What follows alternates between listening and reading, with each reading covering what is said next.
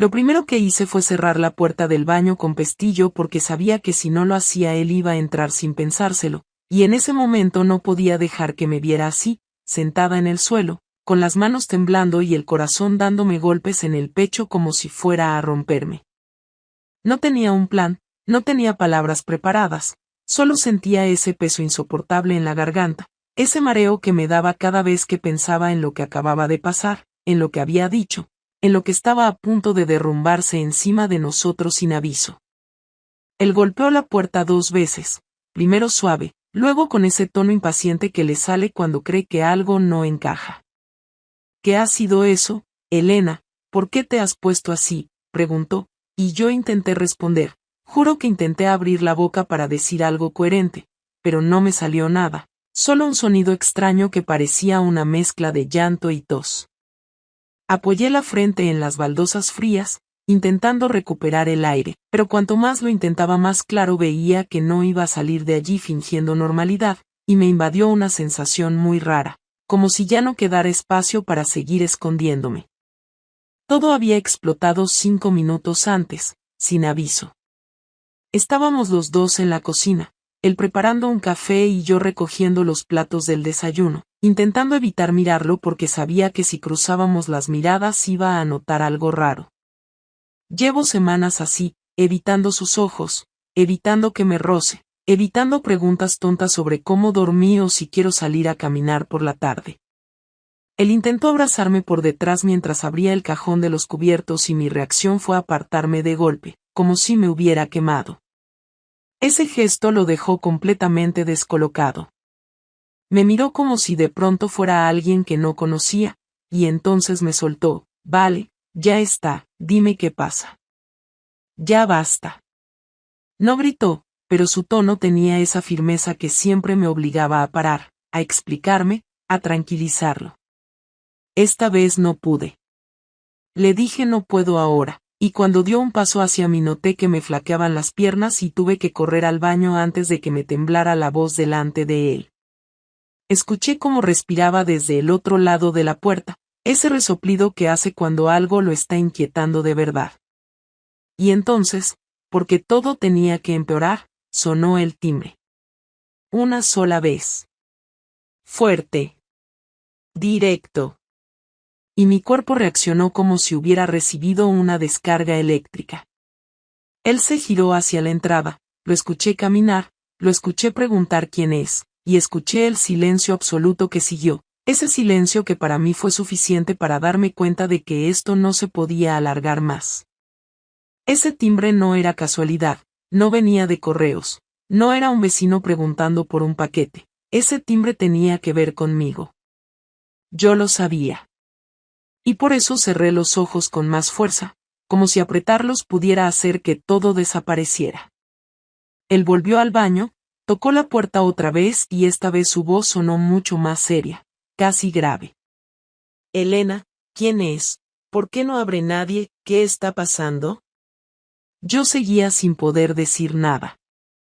No porque quisiera ocultarlo, sino porque sentía que cualquier palabra que dijera iba a desencadenar algo enorme, algo que no iba a poder frenar una vez empezara. Noté cómo intentó girar el pomo, como probó una vez más con un golpe más fuerte. Yo, desde dentro, me aparté un poco del ruido, pero no dejé de escucharlo. Me preguntó si estaba bien, me dijo que abriera, que estaba preocupado, que estaba empezando a ponerse nervioso. Y yo, sentada en el suelo, con las manos entre las piernas, solo podía pensar en cómo habíamos llegado exactamente a este punto, en qué instante exacto todo empezó a deformarse sin que yo me diera cuenta o sin que quisiera mirarlo de frente. Porque la verdad, aunque me cueste admitirlo incluso ahora, es que no empezó con la infidelidad. Empezó mucho antes. Empezó en esos días raros en los que me daba cuenta de que cada vez hablábamos menos, en que dejábamos las conversaciones a medias, en que las cenas eran silencios largos mirando el móvil o la tele como si eso fuera la forma más normal del mundo de terminar una jornada. Empezó en la rutina que nos tragó sin que hiciéramos nada, en los luego hablamos que nunca llegaban, en los domingos que ya no planificábamos juntos y en la sensación de que él estaba presente, pero no conmigo. Él siempre pensó que yo estaba bien, que yo era estable, que si me callaba era porque estaba cansada o porque no tenía ganas de hablar, pero no porque hubiera un hueco dentro de mí que crecía cada semana. Recuerdo una noche en la que él llegó tarde del trabajo, cansado, con ese olor a calle y sudor que trae después de un día complicado. Yo estaba en el sofá, mirando la pantalla del móvil sin leer nada en realidad. Cuando entró, se dejó caer a mi lado y dijo que ganas tenía de llegar a casa, pero no me miró. No lo dijo para mí. Lo dijo porque tocaba decir algo. Y yo, sin pensarlo demasiado, sentí que algo dentro de mí se encogía, como si fuera evidente que yo ya no formaba parte de esa frase. Lo vi quitarse los zapatos sin ganas, lo escuché contarme un par de anécdotas aburridas del trabajo y fingí interés, como él fingía no notar mi distancia. Y así fuimos tirando, con esa mentira suave que se instala entre dos personas cuando ninguna quiere admitir que el cariño sigue ahí, pero ya no sabe hacia dónde mirar. No sé en qué momento exacto dejé de sentirme deseada. A veces creo que fue gradual, como una gota que cae cada día y no te das cuenta hasta que el vaso ya está a punto de rebosar. Él nunca fue frío, pero dejó de buscarme como antes. Todo era más automático, más rápido, más sin pensar. Y yo, que siempre había sido la que se entregaba sin miedo, empecé a sentirme como una obligación marcada en el calendario. No lo dije, no quise montar un drama porque siempre me pareció injusto exigirle algo que quizá él estaba dando de otra manera. Pero la sensación se quedó ahí. Y eso, aunque suene exagerado, fue empujándome poco a poco hacia una vulnerabilidad que no había sentido nunca. No quiero justificarme.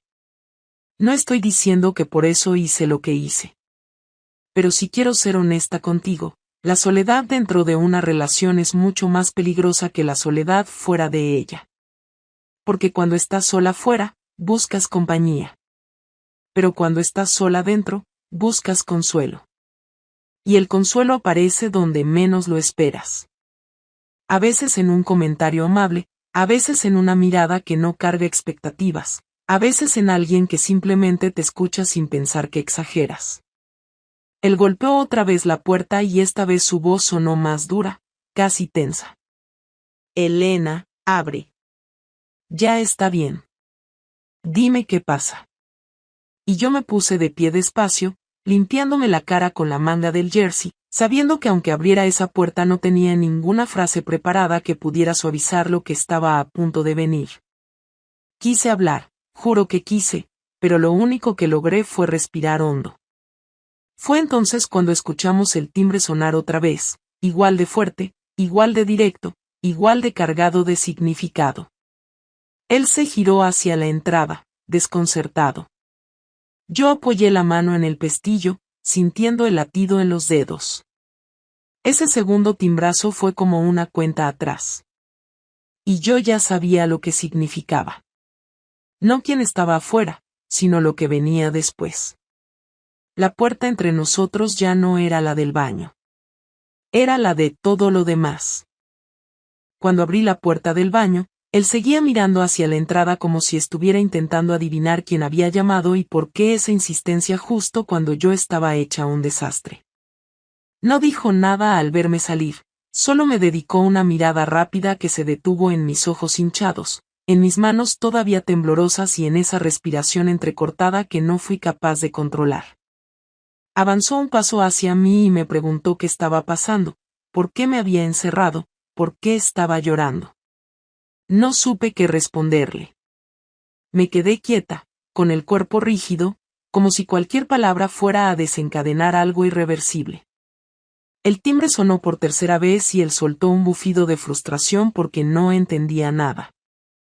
Caminó hacia la puerta mientras murmuraba que a ver si era el cartero pesado que venía siempre fuera de horario o algún vecino con prisa. Yo me quedé en el marco del pasillo, incapaz de avanzar ni retroceder, observando cómo él giraba el pestillo, entreabría la puerta y se quedaba mirando hacia afuera con el ceño fruncido. No escuché quién era, solo vi cómo él asintió de forma automática, cerró de nuevo y volvió hacia mí con una expresión rara, como si estuviera intentando unir piezas que no encajaban. Era un tío preguntando por ti, dijo. Esa frase me dio un vuelco en el estómago. Él siguió hablando, intentando restarle importancia. Decía que si estabas, que necesitaba entregarte algo en mano. No ha dicho más. Le he dicho que ahora no era buen momento. Yo asentí sin saber muy bien cómo mantener la calma. Él entonces cruzó los brazos y me miró fijamente. ¿Quién es? ¿Y por qué te pones así? Era evidente que ya no estaba enfadado, estaba preocupado. Y yo no quería que estuviera preocupado, pero tampoco podía decir la verdad de golpe, porque ni yo misma sabía cómo explicarla sin sonar miserable. Mientras él esperaba, intentando que yo dijera algo, recordé cómo empezó todo. No empezó de forma espectacular ni con una escena de película. Empezó en algo tan simple como un mensaje en el grupo del gimnasio. Yo llevaba meses sin motivación para ir, pero seguía pagando la cuota porque me daba vergüenza darme de baja. Allí estaba él, Joaquín, el monitor nuevo que habían contratado. Lo vi por primera vez en una de esas clases de corrección postural a las que acudí medio obligada después de que mi marido me dijera que me quejaba demasiado de la espalda. Al principio no sentí nada raro. Joaquín era amable con todo el mundo, tenía ese tipo de energía que hace que te sientas a gusto y que te mires al espejo con un poco menos de juicio. Cada vez que pasaba por mi lado me preguntaba si estaba cómoda, si la postura me dolía, si podía bajar un poco más el hombro. Era agradable, directo, sin excesos. Un día, después de la clase, me quedé guardando mis cosas en la taquilla, y él entró a dejar unas esterillas. Me preguntó si me encontraba mejor, si seguía con tensión en la zona lumbar. Empezamos a hablar de la rutina, de las horas en la oficina, de lo poco que dormía últimamente. No me preguntó nada personal, pero escuchó todo con una atención que no estaba acostumbrada a recibir. Cuando salí de allí, me di cuenta de que llevaba semanas sin mantener una conversación así con mi marido, una conversación que no girara alrededor de facturas, horarios o recados pendientes. No sentí nada más allá de un alivio extraño, como si por fin hubiera soltado algo que llevaba apretando durante demasiado tiempo. Todo siguió igual durante un par de semanas. Yo iba a clase, él me saludaba, intercambiábamos comentarios normales. Hasta que una tarde, mientras guardaba mis cosas, él se apoyó en la pared del vestuario y me dijo que había notado que últimamente estaba desconectada, que llegaba seria y me iba sin hablar con nadie. No sé por qué me sinceré. Le dije que en casa las cosas estaban tensas, que yo estaba rara, que él estaba raro, que no sabía qué nos estaba pasando pero que sentía que había un hueco enorme entre los dos. Joaquín no hizo ningún comentario inapropiado. Solo me dijo que a veces uno no se da cuenta de que está pidiendo ayuda hasta que alguien le pregunta si está bien en serio. Me sonrió y me dijo que si algún día me venía bien tomar un café después de clase, él salía a la misma hora. No fui la primera vez que lo dijo. Ni la segunda. Fui la tercera, cuando tuve uno de esos días en los que el simple hecho de llegar a casa me generaba ansiedad. No quería discutir, no quería fingir normalidad ni justificar por qué tenía sueño, por qué estaba callada o por qué no tenía ganas de nada. Quería respirar un poco antes de cruzar la puerta. Joaquín me estaba esperando fuera, apoyado en una moto vieja, diciéndome que conocía un sitio cerca donde hacían el mejor café de la zona. Fui con él porque no tenía fuerzas para irme a casa directamente. No pensé en nada más. Solo quería estar en silencio con alguien que no me pidiera explicaciones. Ese café se convirtió en 2. Luego en 3. Luego en una especie de rutina que nunca planificamos pero que ambos sabíamos que estaba ahí. Al principio hablábamos de cosas sin importancia, de su turno, de mis tareas, de cómo dormíamos mal últimamente. Pero un día la conversación cambió. Fue una tarde en la que yo venía especialmente tocada porque mi marido había llegado tarde la noche anterior y prácticamente no habíamos intercambiado ni dos frases. Le conté eso, y también le conté que sentía que ya no sabía cómo acercarme a él sin que todo sonara forzado. Joaquín me miró durante un rato sin decir nada. Luego apoyó su mano sobre la mesa, cerca de la mía, sin tocarme. No me parece que seas una mujer difícil, dijo. Solo te veo cansada. Ese comentario me abrió algo por dentro, algo que yo misma llevaba evitando mucho tiempo. Me quedé callada, y él no insistió. No sé exactamente en qué momento cruzamos la línea, pero la cruzamos. Fue una tarde en la que llovía mucho y yo dudaba si ir a clase. Él me escribió para decirme que si prefería no ir, podíamos tomar algo igualmente. Dije que sí sin pensarlo demasiado. Cuando llegué al bar estaba prácticamente vacío, y él ya estaba sentado en una mesa del fondo. Me preguntó cómo estaba, y esa vez no pude fingir que bien. Me eché a llorar delante de él, un llanto silencioso y agotado que llevaba acumulado meses. Él se levantó, se agachó a mi lado y me abrazó sin decir nada. Y en ese momento dejé de frenar lo que ya era inevitable. Me apoyé en él porque necesitaba sentir que alguien me sostenía, aunque fuera un desconocido que había entrado en mi vida sin avisar. Cuando salimos del bar, la lluvia seguía cayendo con fuerza. Él me dijo que podía llevarme a casa en moto si quería. Le dije que no, que mejor caminaba un poco. Pero él insistió en acompañarme, no para llevarme, sino para caminar conmigo. Y así lo hicimos, sin paraguas, sin prisa, sin hablar demasiado. En un cruce de calles, me detuvo, me miró como si llevara horas intentando decidir si debía decir algo o no, y me soltó. No quiero complicarte la vida, pero estoy empezando a sentir por ti algo que no debería. Yo no respondí. Solo lo miré. Y él entendió mi silencio. Me agarró la cara con delicadeza, como si me estuviera pidiendo permiso, y yo no me aparté. Me besó, y yo dejé que me besara porque lo deseaba desde hacía tiempo aunque no hubiera querido admitirlo. No fue planeado.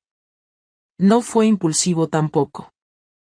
Fue el resultado de toda esa acumulación de cosas que nadie ve, cosas pequeñas que se convierten en un hueco enorme en el que acaba metiéndose la primera persona que te presta un poco de atención real. No nos acostamos ese día. Tardó semanas en pasar. La primera vez fue en un piso que él tenía alquilado con dos compañeros que casi nunca estaban. Yo entré allí sabiendo exactamente lo que iba a pasar. Ninguno de los dos fingió lo contrario. No hubo romanticismo exagerado ni declaraciones. Solo dos personas que se estaban aferrando a algo que no sabían cómo manejar. Fue intenso, incómodo a ratos, muy real, muy físico y muy distinto a lo que yo vivía en casa. Y ese contraste me enganchó. Después de aquella primera vez intenté parar. Me dije que estaba haciendo una locura, que no era yo, que no quería destruir mi vida ni la de él. Pero cada vez que intentaba alejarme, él aparecía con ese tono sincero que me desmontaba. No me pedía nada. No me exigía nada. Solo quería verme, saber si estaba bien, si había dormido, si quería hablar. Y yo, que llevaba tanto tiempo sintiéndome invisible, me dejé llevar. Ya no buscaba consuelo, buscaba aire. Y él me lo daba. Volvimos a la cocina, donde mi marido seguía esperando algún tipo de explicación. Me preguntó de nuevo quién era ese hombre del timbre. Yo respiré hondo. Sentí cómo me ardían los ojos. Y fue la primera vez que pensé seriamente en decirle la verdad. Pero aún no estaba preparada. Y él lo notó. Y eso solo fue el comienzo del descubrimiento. Nunca voy a olvidar la expresión que puso mi marido cuando por fin me vio avanzar hacia la mesa, intentando aparentar una calma que no tenía. Él se apoyó en la encimera con los brazos cruzados, como si esa postura le ayudara a no decir algo impulsivo. Yo tenía la boca seca, la cabeza caliente, el cuerpo en tensión. Él me preguntó con un tono más controlado que antes quién era el hombre que había llamado, por qué venía preguntando por mí, por qué yo me había encerrado de esa forma y qué estaba escondiendo. Lo dijo sin atacar, sin levantar la voz, pero con una firmeza que me aplastó más que si hubiese gritado. Me quedé en pie frente a él, sin saber qué versión podía soportar escuchar ni qué versión podía soportar decir. Él esperó un momento, luego soltó un suspiro largo y dijo que necesitaba que hablara porque no estaba entendiendo nada y la situación ya era demasiado extraña incluso para él, que suele aguantarlo casi todo sin perder el control. Me pidió que me sentara. No lo hice. Me insistió. Me senté. Y en cuanto me vio bajar la mirada, supo que algo muy serio estaba ocurriendo. Me dijo que dejara de respirar como si me faltara el aire y que explicara por qué desde hacía semanas estaba tan distante. Yo tragué saliva e intenté empezar por algo que no fuese una bomba, pero las palabras se me deshacían en la boca. Él me preguntó si era algo relacionado con mi familia, con el trabajo, con nuestra economía, con alguna enfermedad. Las opciones que enumeraba eran tan ajenas a lo que realmente estaba pasando que me dieron ganas de llorar otra vez. Le dije que no era nada de eso. Él se quedó quieto, mirándome con una claridad que me hizo sentir desnuda. Entonces dime qué es, dijo, sin alzar la voz, pero sin apartar los ojos ni un segundo. El timbre había dejado de sonar hacía rato, pero el eco seguía ahí, entre nosotros. Yo sabía perfectamente quién había estado al otro lado. Sabía por qué había venido. Y aún así no podía decirlo de golpe. Tenía miedo de que al escucharme reaccionara de una forma que no pudiera controlar. No por violencia, porque él nunca ha sido así, sino porque cuando algo lo supera, se queda completamente en silencio, un silencio que pesa más que cualquier grito.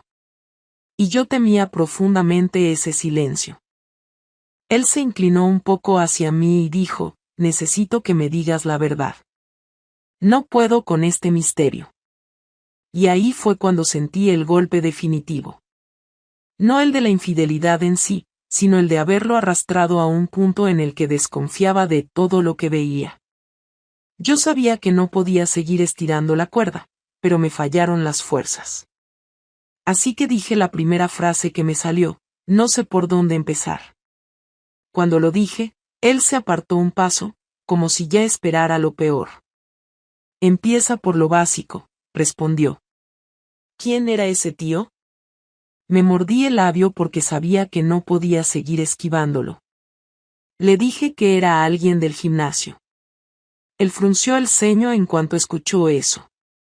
Me preguntó si era alguien que buscaba venderme algo, si era algún tipo de comercial, si había algún problema con mi inscripción. Su forma de intentar racionalizarlo todo me provocó un dolor aún más fuerte porque me recordó lo mucho que confiaba en mí. Le dije que no venía por un trámite. Él abrió más los ojos. ¿Entonces qué coño quiere?, preguntó, esta vez con un tono más brusco que antes. En ese momento, cuando estaba a punto de soltar algo que no era aún la verdad completa, escuchamos un golpe seco en la puerta principal, como si alguien hubiese cerrado con fuerza desde fuera. Él se giró hacia la entrada con una mezcla de irritación y sorpresa. Yo sentí un vuelco en el estómago porque reconocí ese gesto de retirada rápida. Era típico de Joaquín cuando algo no salía como esperaba, no insistía, desaparecía. Mi marido no lo entendió. Se acercó a la puerta para comprobar que no había nadie en el rellano, abrió, miró, volvió a cerrar. No hay nadie ya. ¿Quién era? Elena, ¿y por qué viene a casa? ¿Qué clase de favor le debes? Me levanté de la silla porque no soportaba estar sentada mientras él hacía preguntas que, sin saberlo, se acercaban demasiado a la verdad. Dije su nombre. Dije Joaquín. Él repitió el nombre en voz alta, intentando recordar si se lo había mencionado alguna vez. No lo reconoció. Me preguntó qué relación tenía yo con él. Cuando no respondí de inmediato, su rostro cambió. Algo en su expresión se endureció, como si hubiese encontrado la primera pieza del rompecabezas. Es por esto que estás así desde hace semanas, dijo. No sonó acusatorio, sonó dolorido. Y eso hizo que yo sintiera un nudo insoportable en la garganta. No pude mentirle más. Le dije que había sido alguien con quien hablaba en el gimnasio. Él se apoyó en la pared como si necesitara sostenerse. ¿Alguien con quien hablas? Lo repitió otra vez, como saboreando la frase para ver si tenía otro significado. Y entonces preguntó algo que me golpeó directamente. ¿Has tenido algo con él? Esa pregunta la esperé desde el primer día que crucé la línea. Me había imaginado 1000 veces cómo sería, pero ninguna versión se parecía a esa. Él no estaba enfadado. Estaba herido. Y eso, de una manera cruel, dolía más que cualquier grito. No contesté. Y ese silencio fue suficiente para que él entendiera. Dio un paso atrás, luego otro, como si necesitara espacio para respirar. Dijo mi nombre lentamente, como si comprobarlo en voz alta pudiera cambiar la realidad. Se llevó una mano al rostro y la dejó ahí unos segundos que parecieron eternos. Yo intenté acercarme, pero él levantó la mano, sin brusquedad, solo con un gesto que decía que no podía soportar contacto de ningún tipo. ¿Desde cuándo?, preguntó. Yo no sabía qué responder porque cualquier número iba a ser devastador. Le dije que no quería mentirle y que no quería ocultarlo más. Él cerró los ojos y me interrumpió. Eso no responde a nada. Tenía razón, pero la pregunta concreta me dejaba paralizada. Le dije que hacía semanas. Él abrió los ojos de golpe. Me preguntó cuántas semanas. Le dije que no sabía, que había perdido la cuenta. Eso fue peor. Él apretó la mandíbula y dijo que no era posible perder la cuenta de algo así, que yo debía saber perfectamente cuando cruzamos la línea. Y tenía razón, pero decirlo en voz alta era demasiado humillante.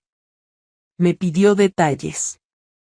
No de lo físico, sino de lo emocional. Me preguntó si yo le había dicho a Joaquín cosas que ya no le decía a él. Si me había refugiado en él. Si lo había buscado cuando tenía un mal día. Si había compartido cosas que antes compartía con él. Cuando formuló esas preguntas, su voz se quebró un poco. Y ahí sí que me derrumbé porque entendí que para él lo físico era terrible, pero lo emocional era la verdadera traición. Mientras yo intentaba respirar, él empezó a caminar por la cocina, tocándose la cabeza, murmurando frases que no acababa, intentando recomponer un mapa mental de nuestra relación para ver en qué punto me había perdido. Y yo tampoco sabía en qué punto exacto fue. Él intentó entenderlo como si hubiera algún tipo de lógica. Dijo, ¿te ha manipulado, te ha presionado, te ha buscado él? Y escuchar eso me rompió porque intentaba protegerme incluso ahora, como si yo fuera una víctima y no alguien que había tomado decisiones voluntarias. Le dije que no había manipulación, que no era así. Él se detuvo en seco. Entonces fuiste tú. Lo dijo sin rabia, pero con una claridad que me dejó sin aire. Asentí apenas, porque no tenía fuerzas para negarlo. En ese momento, él se acercó a la mesa, apoyó las manos con fuerza y respiró hondo. Me miró sin parpadear y dijo, era inevitable que lo descubriera, ¿no? Le dije que no había querido que fuera así. Él soltó una risa muy corta, amarga. ¿Y cómo querías que fuera, que nunca me enterara, vivir tranquila con esto mientras yo hacía planes contigo como un idiota? No pude responder nada porque tenía razón en cada palabra. Él siguió hablando, ahora más rápido. Lo has visto hoy, has quedado con él, por eso ha venido, para verte aquí, en nuestra casa. Yo negué con la cabeza, pero él estaba tan herido que le costaba creer que hubiera límites que no había cruzado. En ese momento ocurrió algo que no esperaba. Él dejó de hacer preguntas. Se quedó completamente quieto, como si hubiera llegado al límite de lo que podía asimilar. Y entonces, sin gritar, sin golpear nada, sin insultar, dijo una frase que me heló la sangre: ahora entiendo por qué no me mirabas. ¿Por qué no me tocabas? ¿Por qué cada vez que intentaba acercarme a ti, te apartabas? No era estrés. No era cansancio. Era él. Yo intenté acercarme una vez más, pero él retrocedió como si mi proximidad le provocara dolor físico. Me dijo que no podía escuchar más. Que necesitaba salir unos minutos. Que necesitaba pensar sin verme. Se colocó la chaqueta, abrió la puerta de casa y se quedó unos segundos en el umbral sin moverse, como si estuviera haciendo un esfuerzo por no desplomarse. Antes de salir, dijo algo más, con la voz temblorosa: no esperaba esto de ti, Elena. De cualquiera, menos de ti. Y luego se fue. Y el silencio que dejó al cerrar la puerta no se pareció a nada que yo hubiera sentido en mi vida. Cuando volvió a casa, lo supe antes incluso de oír la llave girar. No fue un presentimiento ni una intuición romántica, fue la forma en que el silencio de la casa cambió de temperatura, como si de pronto el aire se hubiese tensado. Yo estaba sentada en el sofá sin haberme movido en casi una hora, con las manos entrelazadas para evitar que siguieran temblando. Cuando escuché el clic del pestillo, me puse de pie de manera instintiva, como si mi cuerpo quisiera recibirlo antes de que él tuviera oportunidad de mirarme con ese rostro que sabía que me iba a perseguir durante años. Él entró despacio, sin dar un portazo, sin brusquedad, simplemente cerró la puerta detrás de sí y se quedó ahí, apoyado en ella, mirándome como si necesitara examinarme desde lejos antes de acercarse. No dijo nada al principio. Yo tampoco. Él respiró hondo, muy hondo, como si el aire le costara más de lo normal. Luego avanzó unos pasos, se quitó la chaqueta y la dejó sobre la silla sin apartar la mirada de mí. Me preguntó si estaba preparada para hablar. Lo dijo sin dureza, pero sin suavidad tampoco. Era un tono neutro, agotado, como alguien que sabe que no tiene alternativa. Yo asentí muy despacio, aunque sabía que ninguna preparación me iba a servir para lo que venía. Él se sentó frente a mí, no a mi lado. Ese detalle fue más doloroso que si me hubiera gritado. Cruzó los brazos, luego los descruzó, luego entrelazó las manos como si no encontrara una postura que no le resultara incómoda. Me miró durante varios segundos antes de hablar. Necesito entenderlo, dijo. No porque quiera sufrir más, sino porque si no lo entiendo, no voy a poder ni respirar. Yo bajé la mirada porque sentí que si le sostenía los ojos iba a romperme en 1000 pedazos. Él golpeó la mesa con los dedos, no con fuerza, sino con impaciencia. Mírame, por favor, dijo. Lo hice. Quiero que me digas exactamente qué ha pasado, continuó. No quiero versiones suaves, no quiero rodeos. Quiero saber qué teníais, qué sientes, qué sentiste, qué fue más importante que nosotros, qué coño te llevó a cruzar esa línea. La forma en que lo dijo no era agresiva, pero sí completamente desnuda. Era él sin filtros. Y yo sabía que no podía esconderme más en medias explicaciones. Empecé a hablar, pero las palabras salían torpes, fragmentadas, como si se me resistieran. Le dije que me había sentido sola, que había perdido la conexión con él, que llevaba meses sin saber cómo acercarme sin que pareciera que estaba suplicando atención. Él apretó los labios. No me interrumpió, pero la forma en que movió la mandíbula decía mucho más que cualquier comentario. Cuando terminé esa explicación mínima, él se inclinó hacia adelante. Eso no justifica nada, dijo. No era una pregunta. Era una afirmación seca.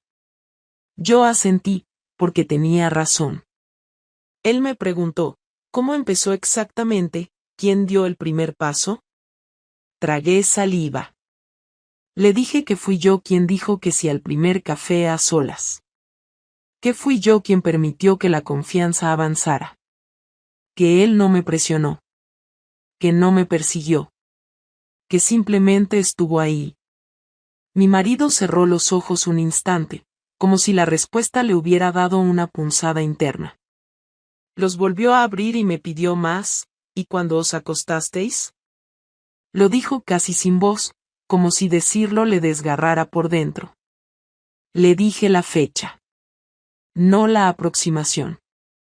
La fecha exacta. Porque había dejado de engañarme pensando que era un error aislado. Él se quedó quieto, inmóvil, como si necesitara que su cuerpo no se moviera para que su cabeza no se viniera abajo. ¿Cuántas veces?, preguntó. Me costó muchísimo responder. No quería convertir nuestra intimidad en un inventario, pero tampoco quería mentir. Le dije cuántas. Él recibió la cifra como quien recibe un golpe directo en el estómago. Se inclinó hacia atrás y se tapó la boca con la mano durante varios segundos que me parecieron interminables. Luego vino la pregunta que yo sabía que llegaría: ¿te enamoraste de él? Lo preguntó con una frialdad que escondía una vulnerabilidad evidente. No quería que yo le mintiera para aliviarlo. Quería la verdad. Me quedé en silencio demasiado tiempo, y eso lo hirió todavía más. Al final le dije que no era amor, pero que sí había sentimientos. Él apretó los ojos con fuerza y los volvió a abrir enseguida, como si necesitara comprobar que seguía en la misma habitación conmigo y no en algún escenario alterno donde nada de esto hubiera pasado. ¿Sentimientos de qué tipo?, preguntó. Le dije que era una mezcla de apoyo, atracción, complicidad, cercanía emocional. Ni una palabra dulce. Ni una palabra suavizada. Todo directo. Y él lo recibió sin apartar la mirada, aunque sus ojos estaban brillantes. ¿Te sientes más tú con él?, preguntó de repente. Esa pregunta me destrozó porque no era una acusación, era un miedo profundo, simple, humano. Le dije que no era eso, que con Joaquín me sentía escuchada en un momento concreto, pero que no era más yo con él que con mi marido. Él negó lentamente con la cabeza. No me digas lo que crees que debo oír. Dime la verdad. La verdad era esa, pero yo entendía por qué no le bastaba. Cuando confías en alguien, cualquier grieta parece un abismo. Mi marido se levantó de golpe, caminó unos pasos hacia la ventana y apoyó la frente en el cristal. Estaba respirando fuerte. Yo me quedé quieta porque tenía miedo de acercarme. Después de un rato, sin girarse, dijo: ¿tenías pensado dejarlo con él? No supe qué responder. Porque no lo había decidido. Porque ni siquiera había ordenado mis ideas. Él se giró entonces, con los ojos muy rojos. ¿O pensabas seguir así? ¿Pensabas que no me enteraría nunca? ¿Pensabas que podía vivir con esta mentira toda la vida? Yo negué de inmediato, pero él levantó la mano para que me callara. No respondas sin pensar. Quiero que pienses antes de contestar por primera vez en toda esta conversación. Me quedé callada un momento y luego le dije la verdad. No pensé en el futuro, no pensé en las consecuencias, no pensé en nada más allá de escapar de la sensación de vacío que tenía en casa. Él se acercó despacio, sin brusquedad, pero con una firmeza que me hizo retroceder un paso. Eso me hace daño de una manera que no puedes imaginar, dijo. No porque hayas estado con él, sino porque me estás diciendo que no pensabas en nosotros. Nunca. Ni una sola vez. No pude defenderme. No tenía cómo. Él se pasó la mano por el pelo y dijo: ¿es mejor que yo en algo? Lo dijo sin sarcasmo. Lo preguntó realmente. Y ese gesto de inseguridad, ese hombre que nunca se había comparado con nadie, me dejó sin habla. Le dije que no era mejor, que no era una competición, que no había medido nada en ese sentido. Él me interrumpió: Siempre es una competición cuando te eligen a otro. Hubo un silencio largo. Muy largo. Después él me miró como si estuviera tomando una decisión importante. Se acercó a la mesa, se apoyó en ella y me preguntó con un tono grave, casi quebrado, ¿quieres seguir conmigo? La pregunta cayó sobre mí como algo imposible de responder de inmediato.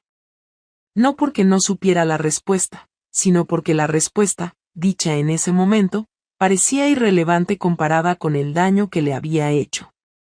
Le dije que sí, que quería arreglarlo, que quería luchar, que quería ser honesta. Él no se movió. No reaccionó. Solo dijo, no sé si soy capaz de escucharlo ahora mismo. Luego vino el momento más duro de toda la noche.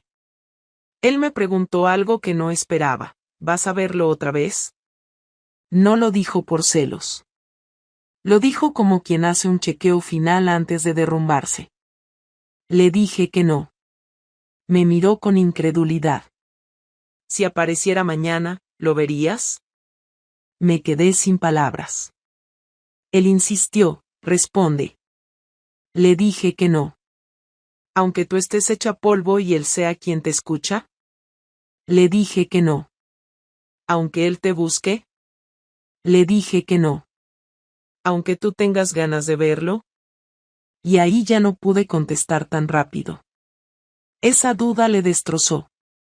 Me miró como si acabara de confirmar su peor sospecha. No puedo competir con algo que deseas. Yo avancé hacia él y le dije no es deseo lo que crees, es, pero no me dejó terminar. Es exactamente lo que es. Si no fueras capaz de decir, no lo quiero ver nunca más, no puedo con esto. Se sentó en la silla. Se tapó la cara con las manos. Respiró varias veces intentando no venirse abajo. Después bajó las manos y me miró con una tristeza que pocas veces he visto en un ser humano. Me has quitado la vida que yo pensaba que tenía. No la casa, no la rutina, no los planes. La vida. La seguridad. La confianza. La idea de quién eras. Necesito tiempo, Elena. Mucho tiempo. Intenté acercarme, pero él negó con la cabeza. No me toques. De verdad. No puedo soportarlo. Me lo dijo con una mezcla de súplica y firmeza. Me contuve. Él continuó, no sé si esto tiene arreglo. No sé si puedo perdonar. No sé si quiero hacerlo. Pero necesito que entiendas algo, lo que has roto no se arregla con disculpas. Lo has roto de una forma que ni siquiera tú eres consciente. Después se levantó. Caminó hacia el pasillo. Se detuvo en la puerta del dormitorio. Y sin girarse dijo, esta noche duermo en la otra habitación. Y la puerta se cerró. Y yo entendí que la confrontación había terminado. Pero la venganza todavía no había empezado. No dormí esa noche.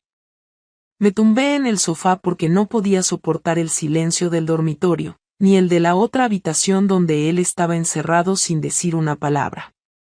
Pensé que quizá en algún momento saldría, me preguntaría si estaba bien, o me diría algo que me diera una mínima pista de lo que iba a pasar. Pero no ocurrió. Escuché sus pasos de madrugada, escuché cómo iba al baño, cómo cerraba el grifo, cómo volvía a la habitación. Ni un golpe, ni grito, ni insulto. Nada. Ese silencio fue peor que cualquier estallido. Me quedé despierta toda la noche esperando algún signo de que aún me veía como su esposa, pero lo único que recibí fue una distancia que nunca había sentido en mi vida. Al día siguiente, cuando salí de la ducha, él ya estaba vestido, sentado en la mesa del comedor con una libreta abierta y el portátil encendido. Tenía esa postura que adoptaba cuando estaba trabajando en algo importante, espalda recta, mandíbula firme, mirada tensa. Me acerqué con pasos lentos y le pregunté si quería hablar. Él no levantó la vista, solo dijo, no ahora. Fue la frialdad de esa frase lo que me hizo darme cuenta de que lo que venía no era un simple enfado, sino una estrategia. Y eso me asustó más que cualquier otra cosa. Se levantó, dejó las llaves de casa sobre la mesa y me dijo que tenía que salir un rato. Pregunté a dónde iba. A hacer unas gestiones, dijo. No te preocupes. Y se marchó sin darme un beso, sin mirarme, sin cerrar la puerta con suavidad. Lo vi por la ventana caminando rápido, con un propósito que no supe descifrar. Intenté llamarlo más tarde, pero no respondió. Intenté escribirle, y me dejó en visto. Esa desconexión repentina era una forma de castigo silencioso, una especie de vacío calculado en el que yo no podía anticipar nada. Volvió por la tarde, cargando una carpeta gruesa y un sobre. Yo estaba sentada en el sofá, intentando no parecer desesperada, aunque lo estaba. Él dejó las cosas sobre la mesa sin mirarlas y se quedó de pie, observándome. Me preguntó si tenía algo que hacer el día siguiente. No entendí la pregunta, pero le dije que no. Entonces dijo, perfecto. Vas a necesitar tiempo. Me quedé helada porque no sabía qué quería decir con eso. Él tomó el sobre y lo abrió delante de mí. Era un extracto bancario. Varias páginas. Movimientos que yo no había visto nunca. Yo lo miré sin comprender nada. Él dijo, he cancelado la cuenta conjunta. Desde hoy tienes tu propia cuenta. Yo la mía. Cada uno será responsable de sus gastos. Me quedé en shock porque jamás en toda nuestra relación habíamos separado el dinero de esa manera. Le pregunté por qué estaba haciendo eso. Él respondió sin dudar, porque ya no puedo sostener una vida de pareja con alguien que ha invertido sus emociones en otra persona. Así que desde ahora, lo que es tuyo y lo que es mío es mío. Intenté acercarme a él, pero se apartó como si estuviera harto de que yo intentara suavizar lo que no se podía suavizar. Dijo, no quiero discusiones. He tomado una decisión. Yo le pregunté si estaba pidiendo el divorcio. Él soltó una risa amarga. Aún no. Pero no voy a seguir actuando como si esto fuera un matrimonio normal. Me pidió que me sentara. Lo hice porque estaba demasiado asustada para desafiarlo. Abrió la carpeta y sacó varios papeles que no reconocí hasta que los puso sobre la mesa uno por uno. Era un borrador de separación de bienes. Una propuesta formal. Mi garganta se cerró. Le dije que no podía creer que estuviera haciendo eso sin hablarlo conmigo. Él respondió, necesito protegerme. No confío en ti ahora mismo. No sé qué eres capaz de hacer. No sé si vas a volver a ver a ese tío. No sé nada. Le dije que no iba a verlo más. Él levantó la mirada con una mezcla de rabia y tristeza. Ya no puedo confiar en tu palabra. Le escuché durante meses mientras estabas con él. Luego vino la parte que realmente sentí como venganza. Una venganza fría, sin gritos, sin reproches, pero quirúrgica. Dijo que había hablado con su jefe para adelantarse a cualquier rumor que pudiera circular. Yo no entendía al principio qué significaba eso. Me explicó que había pedido cambiar su horario para no coincidir conmigo en casa, que desde la semana siguiente saldría antes y volvería más tarde. Le pregunté por qué. Él respondió, porque estar contigo ahora mismo me hace daño. Prefiero llegar cuando ya estés dormida. Su voz no tembló. La mía sí cuando le dije que eso no era vida para ninguno de los dos. Él respondió, es la que has elegido cuando decidiste acostarte con otro. Luego añadió algo que me dejó paralizada, también he hablado con tu hermana. Mi corazón se detuvo porque eso sí que no lo esperaba. Hasta ese momento, yo había pensado que la humillación se quedaba dentro de casa. Él continuó, le he contado la verdad. Con detalles. No para hundirte, sino para que alguien de tu entorno sepa que no voy a cubrirte, que no voy a fingir nada. Sentí un mareo. Le dije que eso era cruel y que no tenía derecho. Él me miró con dureza. Perdona si no estoy muy preocupado por tu dignidad ahora mismo. Intenté defenderme. Le dije que nuestra vida privada no tenía por qué exponerse así. Él me interrumpió. Lo privado dejó de existir cuando metiste a un tercero en nuestra cama, aunque fuera simbólicamente. No pude responder. Él siguió, ella vendrá mañana. Dice que quiere hablar contigo. No te atrevas a pedirme que yo esté. Eso te lo gestionas tú sola. Y como si nada de eso fuera suficiente, añadió la parte final, la más devastadora. Dijo, he reservado un par de sesiones individuales con un terapeuta. Para mí, no para nosotros. Yo asentí, con lágrimas en los ojos. Él continuó, tú no estás invitada. Necesito un espacio donde no estés tú. Donde no tenga que escucharte. Donde pueda entender qué queda de mí después de lo que has hecho. Y entonces añadió, después decidiré si vamos a terapia de pareja. Depende de si me queda algo de voluntad. Me quedé sentada mientras él recogía los papeles, los organizaba y los dejaba en una pila perfecta, como si estuviera cerrando un expediente laboral. Le pregunté si me odiaba. Él me miró con una serenidad aterradora. No te odio. Si te odiara sería más fácil. Lo que siento es peor. No sé quién eres. Y esa frase hizo más daño que cualquier insulto.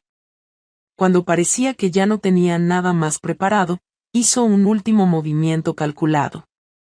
Se acercó a la mesa del recibidor, abrió el cajón y sacó el llavero extra que teníamos para invitados. Lo puso sobre la mesa junto a las llaves principales. Aquí tienes una copia solo para ti. Desde hoy no compartimos llavero. Fue un gesto pequeño, casi insignificante, pero con un mensaje brutal, ya no éramos un equipo. Éramos dos individuos que convivían por inercia. Por la noche, cuando intenté hablar con él una vez más, me dijo sin mirarme, deja de buscarme. La próxima vez que quieras hablar, me envías un mensaje. No quiero más conversaciones improvisadas. Quiero control. Esa frase fue la que me hizo llorar de una forma que no sabía que podía llorar. Porque él siempre había sido accesible, cercano, cariñoso. Ahora se estaba convirtiendo en alguien metódico, estratégico, distante. Y yo sabía que esa frialdad no era casual. Era su manera de hacerme sentir lo mismo que él había sentido, inseguridad, incertidumbre, pérdida de identidad. A medianoche escuché cómo cerraba la puerta de su nueva habitación. Al cabo de unos minutos, la luz se apagó. Yo me quedé sentada en la oscuridad del pasillo, mirando la rendija por donde salía un hilo de luz antes de desaparecer por completo. Entendí que lo que estaba viviendo no era un castigo impulsivo. Era un plan. Una reestructuración de nuestra convivencia donde él tenía el control absoluto y yo tenía que asumir cada consecuencia sin protesta. Esa fue su venganza. No romperme de golpe, sino reorganizar nuestro mundo para que yo sintiera, cada día, lo que él había sentido cuando descubrió la verdad. La mañana siguiente amaneció con un silencio que no era el mismo de los días anteriores. No era el silencio lleno de tensión de cuando tratábamos de evitar mirarnos, ni el silencio que se instaló la noche en que confesé la infidelidad. Este era distinto, más denso y más calmado a la vez, como si ambos estuviéramos exhaustos y ya no quedaran fuerzas para mantener la hostilidad abierta. Me levanté temprano porque no pude dormir casi nada, y al salir al pasillo escuché que él ya estaba en la cocina. Dudé varios segundos antes de cruzar la puerta, pero al final respiré hondo y entré. Él estaba sentado, tomando café, mirando el móvil sin demasiado interés. No me miró al principio. Yo me quedé de pie, apoyada en el borde de la encimera, sin saber si decir algo o esperar a que fuera él quien iniciara la conversación. Después de unos segundos levantó la vista y dijo mi nombre, pero sin dureza. Tampoco con cercanía. Un tono neutro. Me preguntó si podía sentarme. Lo hice. Sentí una presión en el pecho porque sabía que algo importante iba a ocurrir, algo que no podía esquivar. Dijo que había estado pensando toda la noche, que no había dormido más de 2 horas, que había repasado todo lo que sabía, todo lo que yo había dicho y todo lo que había descubierto él solo después, y que necesitaba hablar conmigo desde otra perspectiva. No desde el enfado, no desde el shock, no desde la venganza, dijo. Desde la realidad. Lo que somos ahora mismo, no lo que fuimos. Cuando lo escuché entendí que la conversación final no iba a ser una pelea, sino algo mucho más difícil, una aceptación mutua de un daño que ya no se podía deshacer. Me preguntó si podía hacerme algunas preguntas sin que yo intentara justificarme. Asentí. Él respiró hondo antes de empezar. ¿Cuándo estabas con él, pensabas en mí? La pregunta me golpeó con fuerza, pero respondí lo más honestamente que pude, le dije que sí, que lo pensaba, pero no de la forma que él creería. Lo pensaba con culpa, con miedo, con vergüenza.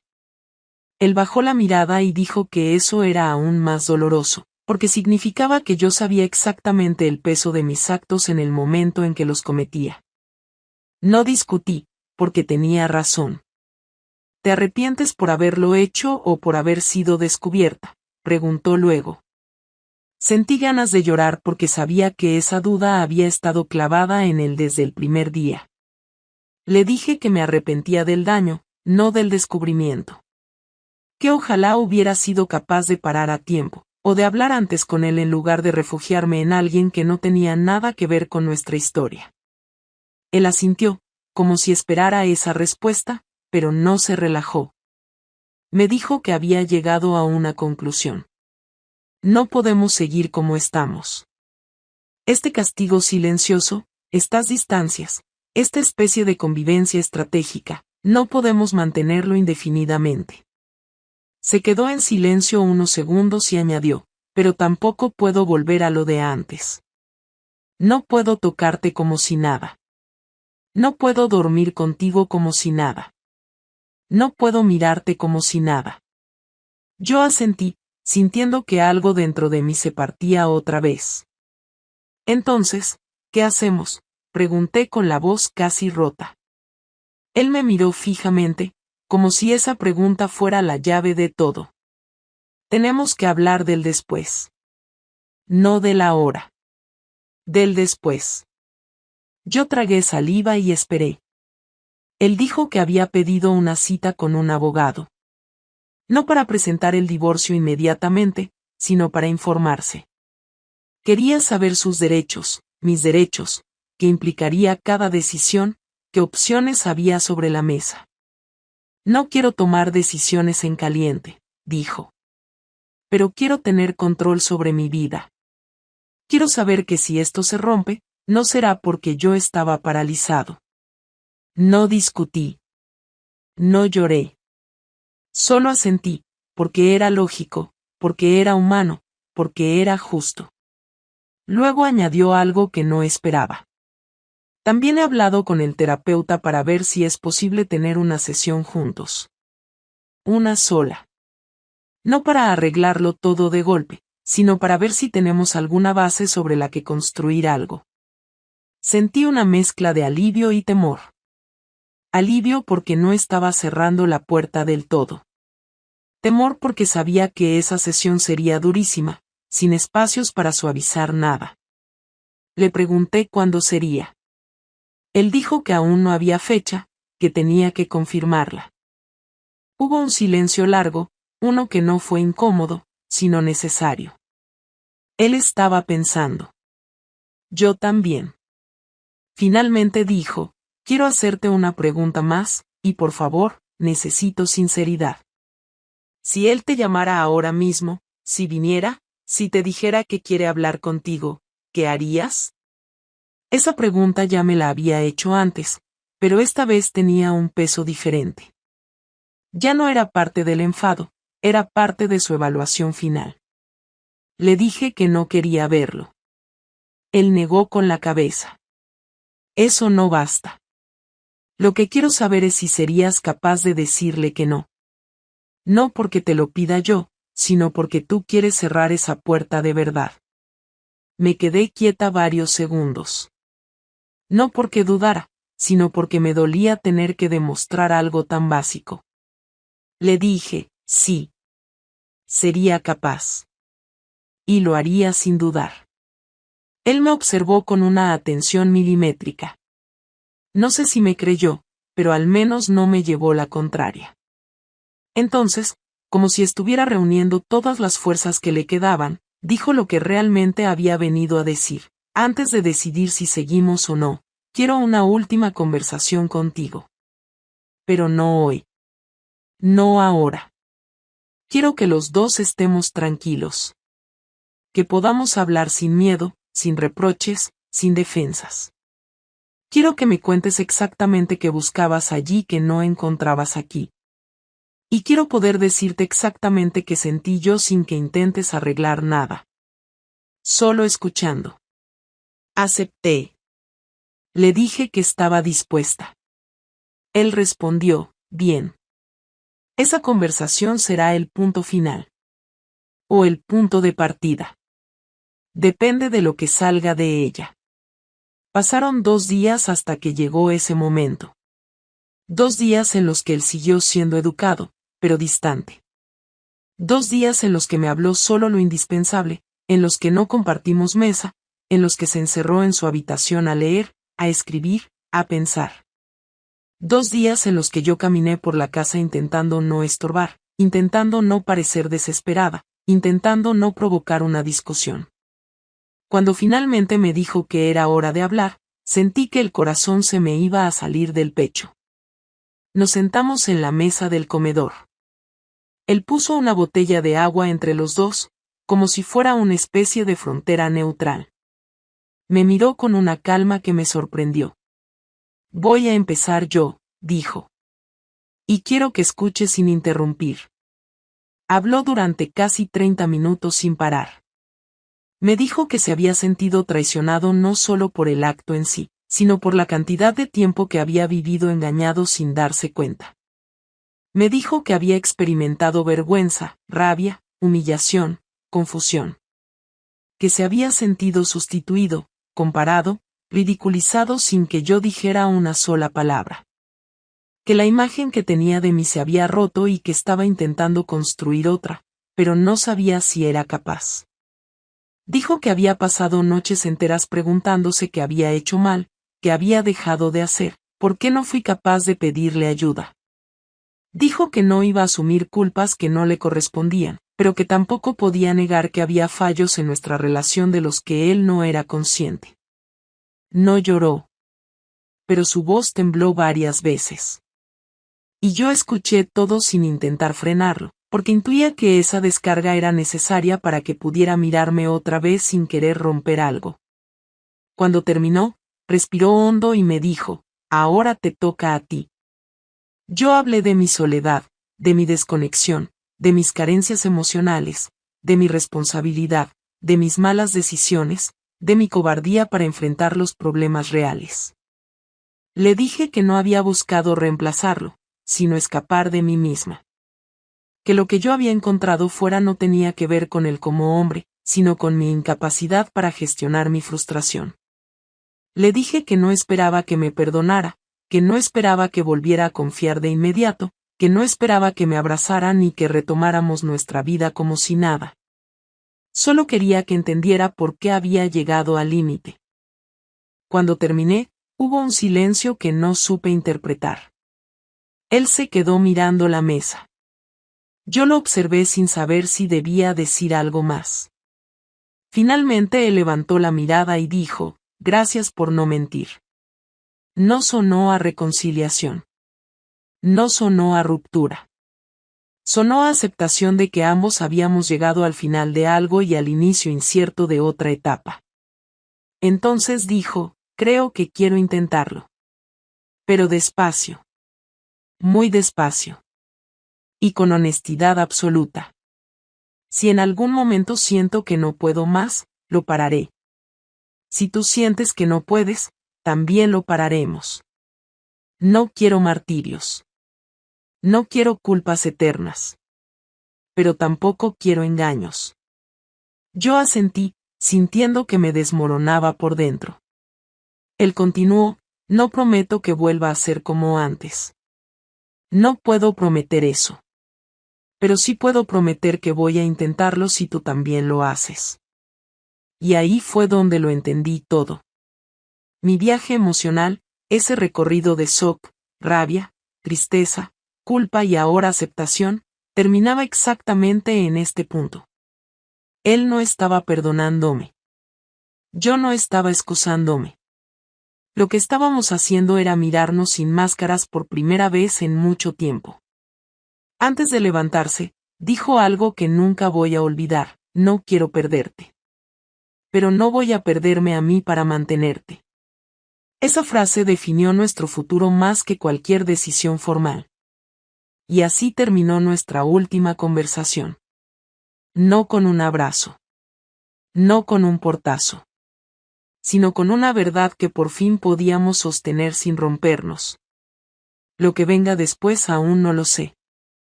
Pero por primera vez en mucho tiempo, estoy dispuesta a cargar con las consecuencias de mis actos y no a huir de ellas.